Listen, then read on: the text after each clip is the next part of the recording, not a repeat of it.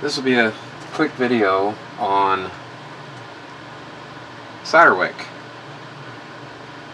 Hopefully you all know what solder wick is. If you've got a blob of solder on a circuit and it's too much solder, or you want to release a capacitor or a resistor or something to replace it, put that close to the solder and your hot iron. Solder wicks up into the copper and it wicks up the solder, or it helps you to take off the capacitor or the chip or whatever you're taking off. Well, unbeknownst to myself, I did not know that it takes a little bit of flux to get these things to work really well.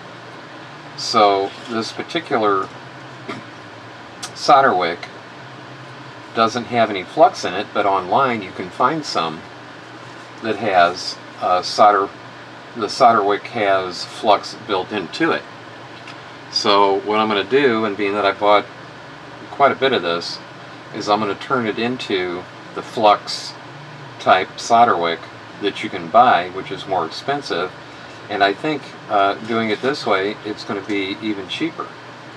So I'm going to pull this solder mostly out, this wick wire, straighten it out, and this is No Clean Flux, Kester, No Clean Flux, which I bought a few bottles of this. Also, you can get it in the pen online, which again is the Kester 951 No Clean Flux, and you put it on the wire or the area that you want to apply some liquid flux to, and it's you know, it's wet. Okay, it's got a good wetness to it, and then when it helps you prevent having to use flux, which can get kind of messy because this is the no clean type. Well, the idea is to turn this into the no clean type solder wick with flux impermeated or permeated onto it. And I have a little, whatever these things are called, that I picked up at Walmart. And what I'll do in this situation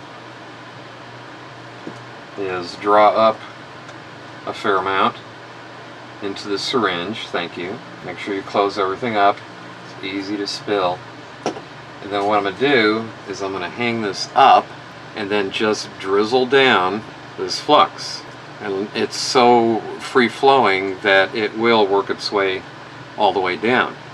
So I'll put a drop. As you can see, it just pretty much permeates itself through the copper. And it doesn't take much because it just wicks itself all the way down. No problem. And oh, it's there. It's there. It's there. It's all the way down. Okay, it's wet. Now I'm going to let that dry. And when that dries, I'm going to come back and do it one more time. So I'll just go ahead and put a little drop. Whoop.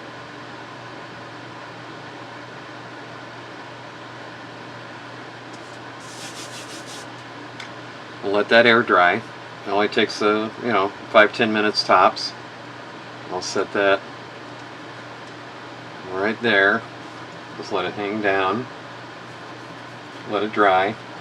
And after that dries, and you go to desolder something, it'll come up with that flux in the copper, and it'll run cleaner. There'll be less cleaning to have to do afterwards. And it's still wet.